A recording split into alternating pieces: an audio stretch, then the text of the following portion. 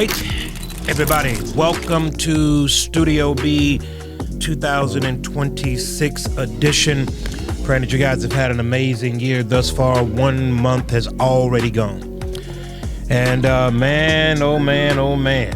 Oh man, oh man, oh man, oh man, and oh man again. It's a lot of stuff going on. It's a lot of stuff going on. It's a lot of stuff going on. But I hope a lot of positive stuff is going on in your life. You got 30 days that have come and gone. What's happened in those 30 days? How's your life better in those 30 days? You've been caught up in the madness of the world and not making any movement nor any progressions? Or are you actively pursuing your goals that you set forth for yourself? I hope it is the latter and not the former. So welcome to Studio B, y'all. It's 2026, man. We're doing a lot of different things. We're getting ready to revamp the set.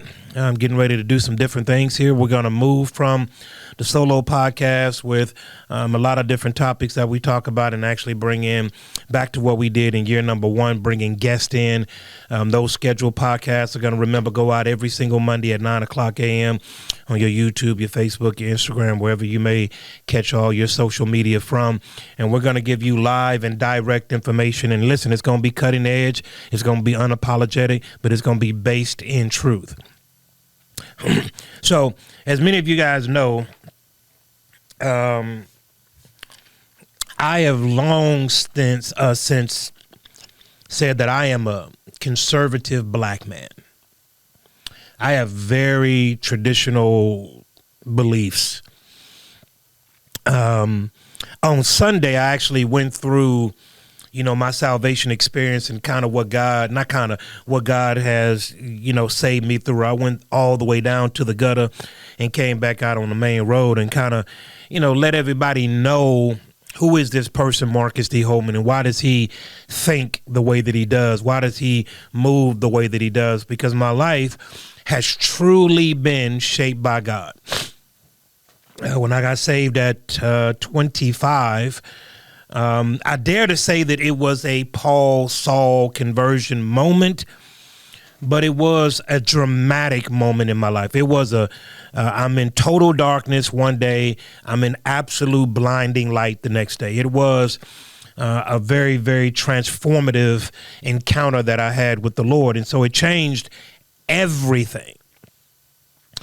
As I've been thinking about that and how I view the world events and the things that are going on, I really try to take more of a biblical, calm, let me see how it plays out before I get on there and make a commentary about something that winds up not being true.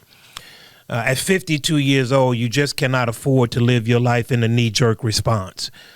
At 52 years old, you should be balanced. Your life should be set in order. There just should be some things that don't move you like you did when you were 20, 25, and 30 years old. So I take a more balanced approach. I really think through the issues and ask myself some difficult questions before I get out there and say X, Y, and Z.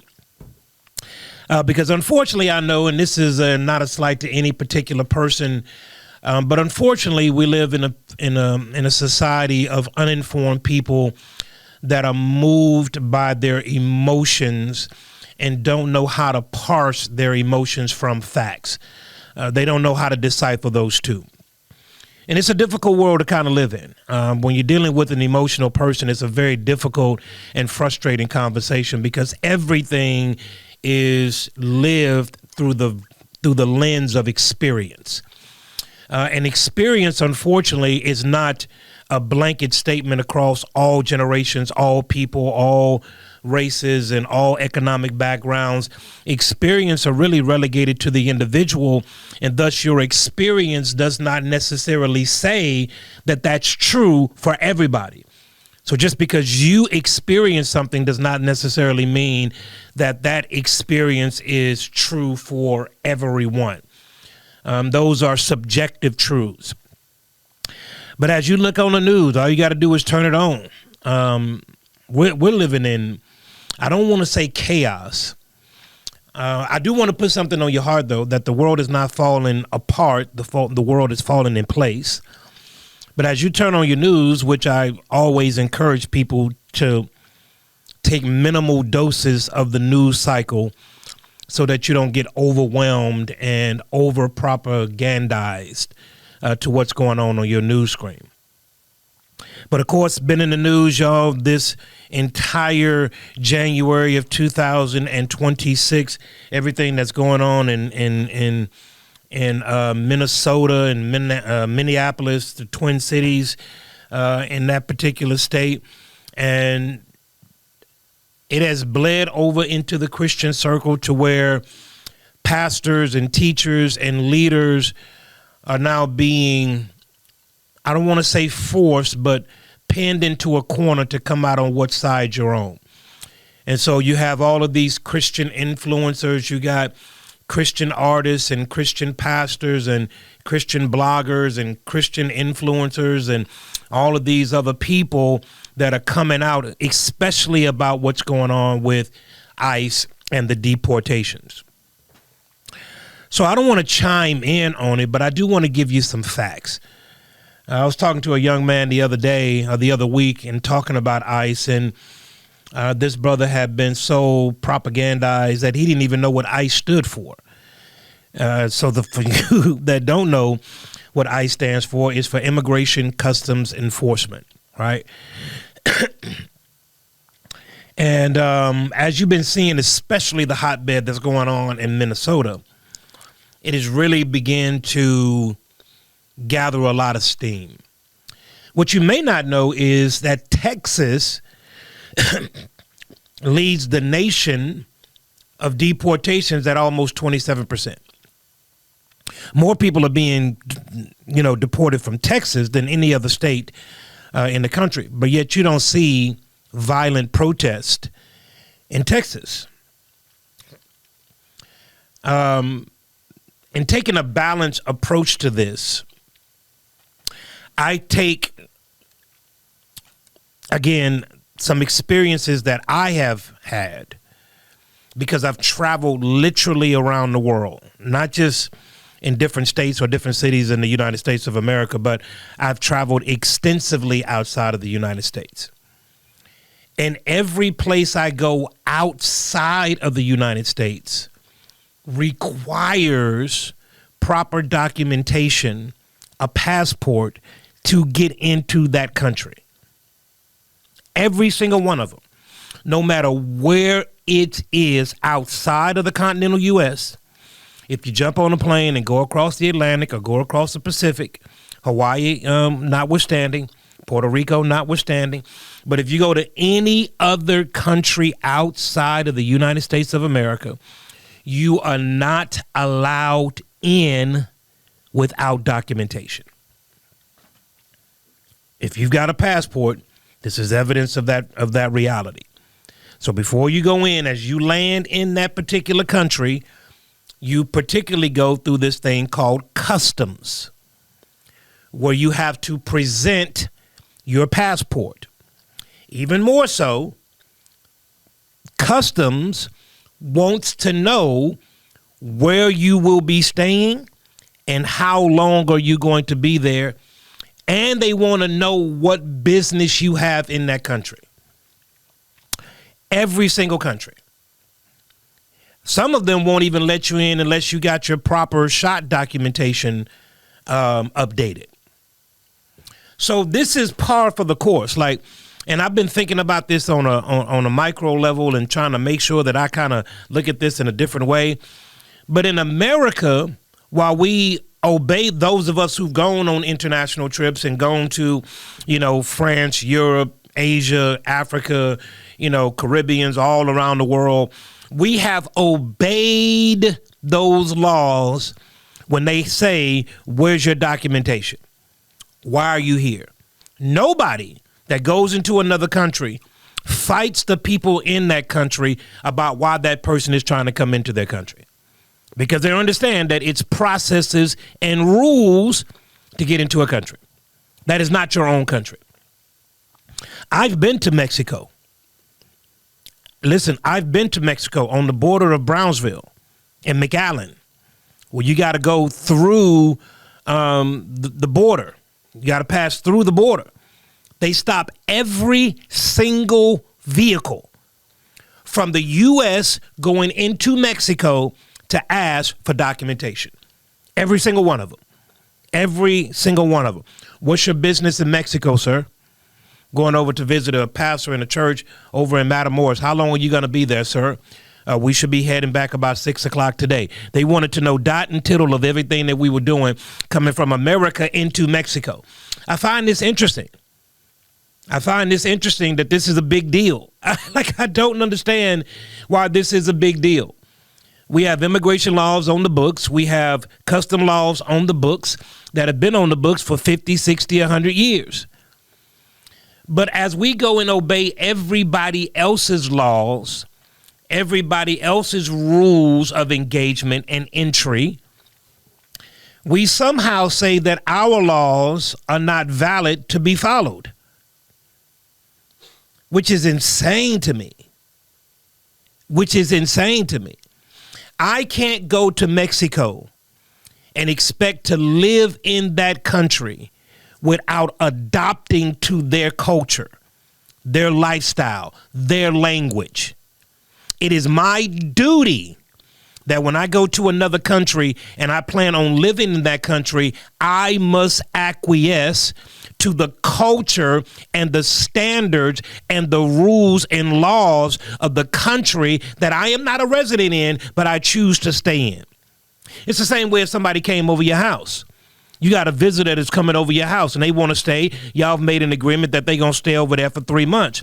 That 3 months doesn't give that visitor any room to go around and rearrange your furniture because they don't like where you put your couch. They don't like your decor, so they taking pictures down. They don't have any right to do that because they are in your home. They have to acquiesce to your standards, your rules, and the way that you live life. This is America. It's not Mexico. It's not Africa. It's not India. It's not China. It's not India. This is America. And so when different minorities come and migrate into the country, we have to enforce the laws of this country. That means that we don't bend over backwards. We don't try to say you can bring your culture and dominate your culture in our culture. I'm not saying that you have to lose your culture, but when you come to America to stay in America, everybody, you are American and it's America first. When you come to America and leave your country now becomes secondary to the country that you now live in. I really don't understand why this is a big deal. I really don't understand why this is such a huge problem. It is bewildering to me. And if people don't want borders, then keep your door unlocked. Don't lock your door when you go eat and get out of your car. Tell everybody that they're welcome to come in your house. Don't put up a fence. Ignore your property lines of the home that you purchase. Let your neighbor extend his fence line over to your property line. Since nobody cares about borders and it's a free for all and anybody can come and we can't tell nobody what to do, then apply that same logic, that same principle to the house where you stay. We just had the Grammys, which was an all-out mess. They didn't just let anybody backstage with the so-called stars. You had to have permission to get backstage. You had to know people. You had to be on a particular list. And so I really don't understand the foolishness that is in this world when you're talking about what's going on with immigration. I mean, I have good friends, Hispanic friends. I got a couple of Indian friends. One, John, is Asian. And these young men and young women, well, not young, but these women and men from these different cultures who have come over to America and made a lifestyle for their family in America are livid because these individuals did it the right way. They followed the process. They participated in the democracy. And they are naturalized citizens of the United States of America that have now raised their families in America. And I don't understand the hate for America right now. And again, I'm speaking through the lens, through the lens of other countries. Y'all, I love going to Africa. Man, absolutely love it. I've been to Africa 15 times. Kenya, Ethiopia. I've been to Angola. I've been to Mombasa, Uganda, Ghana. I've been all over Africa, and Africa's amazing. It's a beautiful place. Beautiful. I've been to some absolutely amazing places. But one of the best things about taking a trip is coming back home. Because there ain't no place like America, y'all. I've never seen one person of over the 5,000 people that I've led on missions all around the world. I've never seen one single person as we were getting ready to leave that particular area or that particular region say this to me: Pastor Holman, y'all guys go home. I want to live here. I ain't never seen one person do it.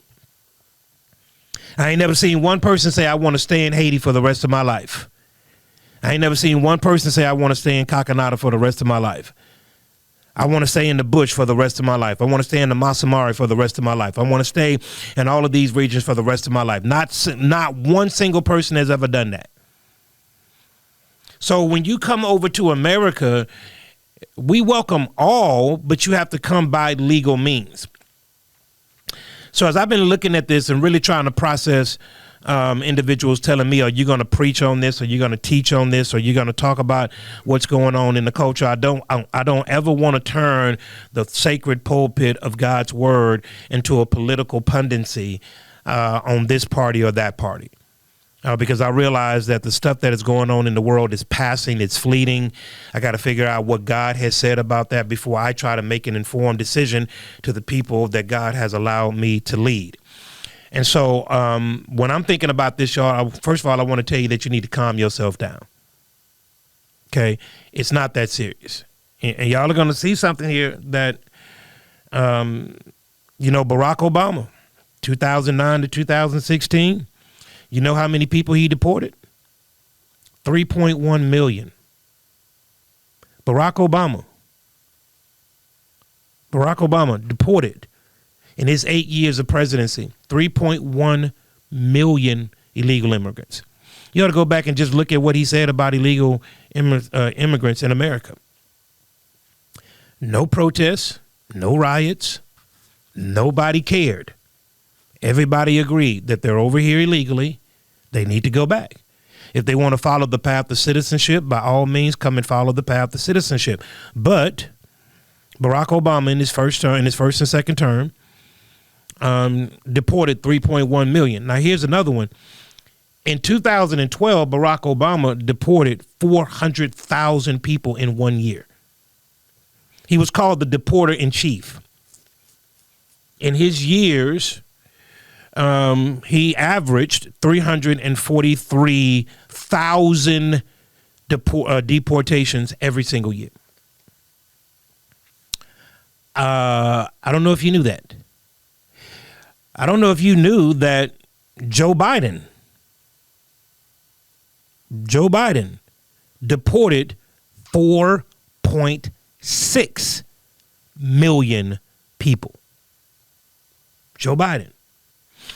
The same one that opened the border, tried to get those who came across the border out, and when he put them out, they came right back over.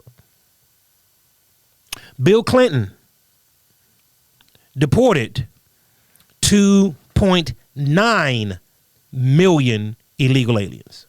2.9. No protests, no riots, no burning down of buildings, no people getting shot, none of that.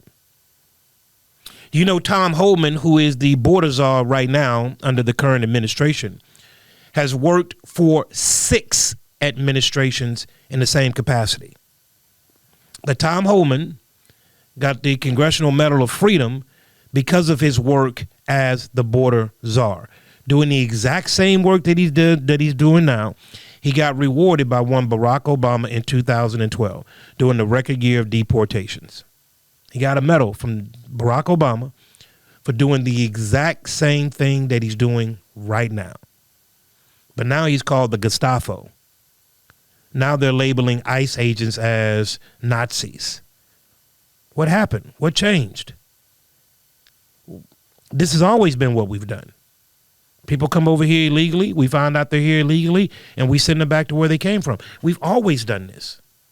Why is it a big deal now? I'll tell you why. You know why. The answer's in the back of the book. You know why. Donald Trump in his first term, 2017 to 2020, he did 932,000 formal deportations in his first term. 932,000. 932,000. But you know what did it for Donald Trump is when he came down the stairs, when he announced his presidency in 2015, and he took aim at all of the people who were not here legally.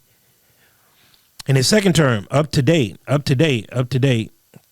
he's done 622,000 deportations, making his total deportations from his first term to his now current term at 1.9 deportations. Excuse me, it's 2.5 million, but 1.9 have self-deported. 1.9 million have self-deported, went back on their own. You don't hear anything about that number, do you? That 1.9 million people went back home because they were here illegally. I am seeing such madness. I hear people saying stuff like Jesus was an immigrant. Jesus' parents was immigrants.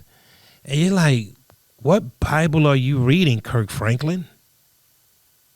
How could Jesus be an immigrant anywhere if he owns everything? What are we talking about?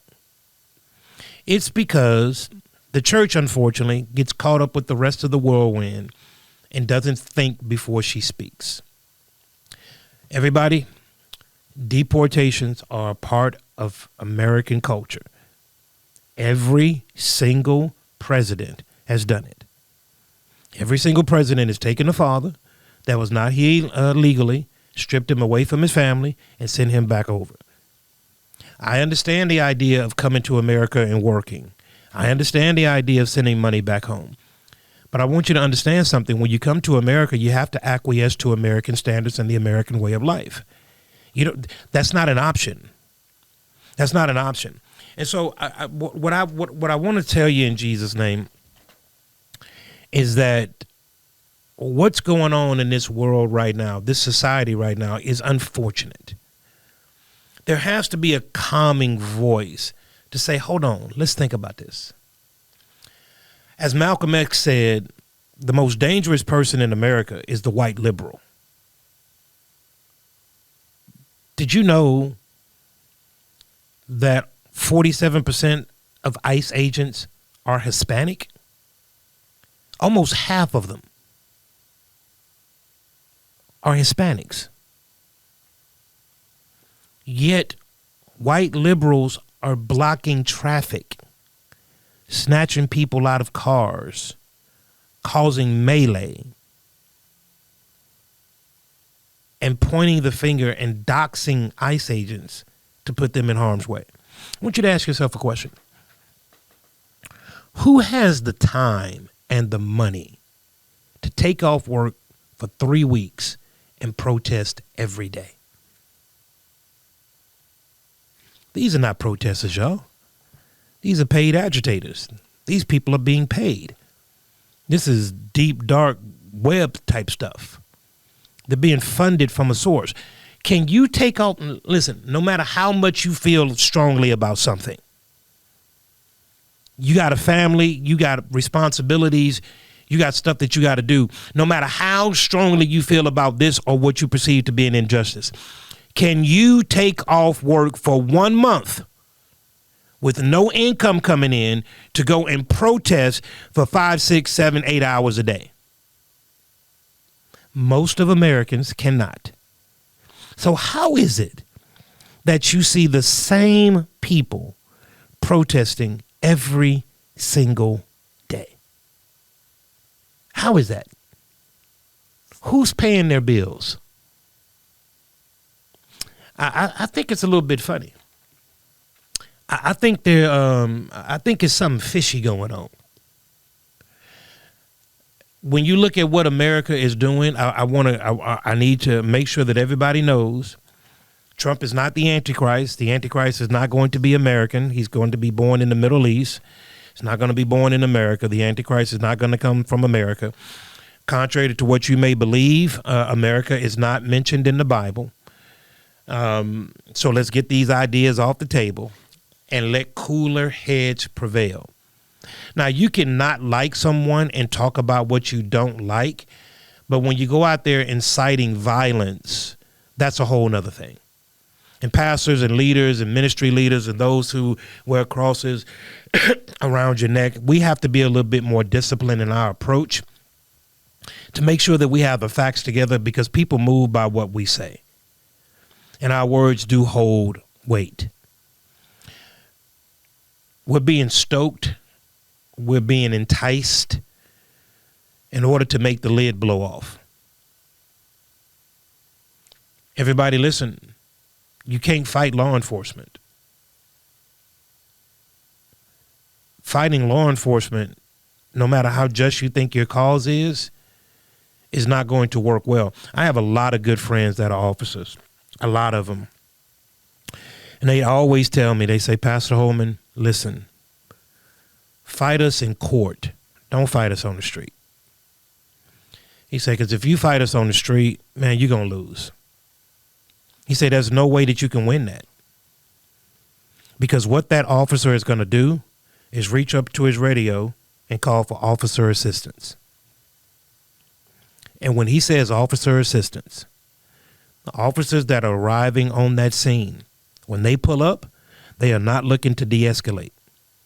They arrive on 10. So comply, live to fight another day, take your grievances to a magistrate, to a judge, to a jury, and fight your cause. But go home to your family first. I got pulled over twice in this was a couple of weeks ago, a few weeks ago. I got pulled over twice in 1 week. Let me just say, both instances were my fault. I was absolutely in the wrong and broke the law. But on the first one, I made an illegal right turn. And I got flagged. So he flashed me. I pull over into this car dealership. And the first thing that I do is I let down all the windows, the front two windows and the back rear windows. I want him to have a clear line of sight as he's walking up to my vehicle.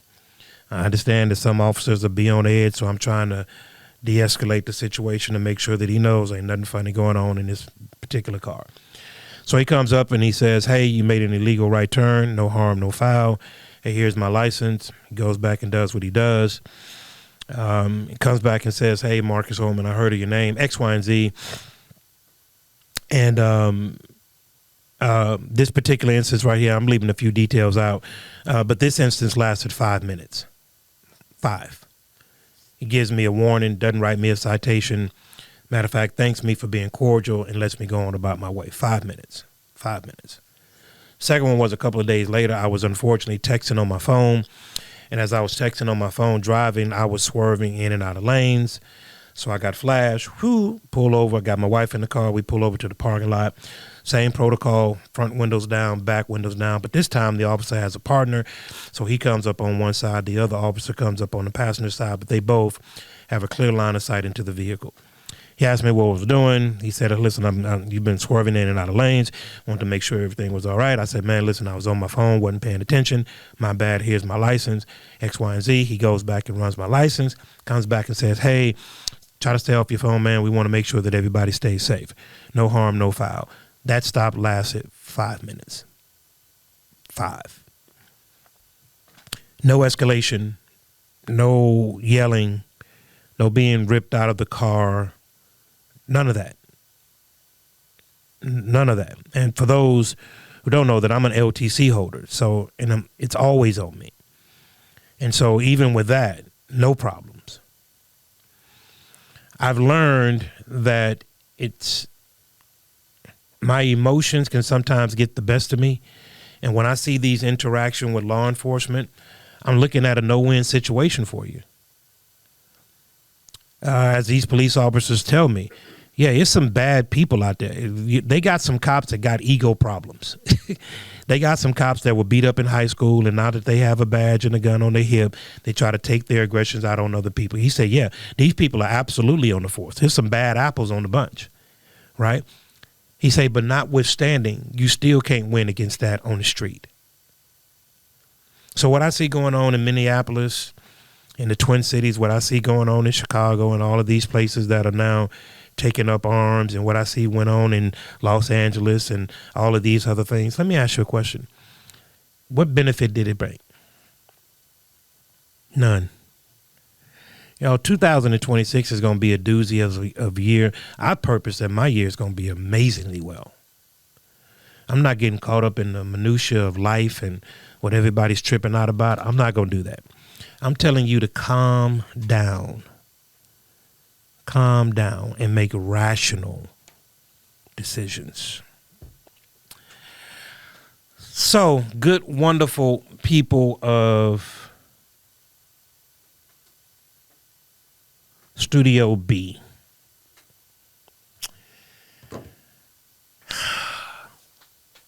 It's going to be a good year. I am dead tired. It has been an exhausting week. However, I'm committed to the process. Everybody, if you have not had the opportunity to like, comment, follow, and subscribe, please do so right now. Make sure that you log in to Studio B and all that is going on this particular podcast. And starting this month, our podcast will be dropping regularly on Mondays at 9 a.m. Back to business as usual. Listen, everybody, we love you guys. Remember, the more that you know, stay informed, stay empowered. Studio B, we'll catch y'all on the next one.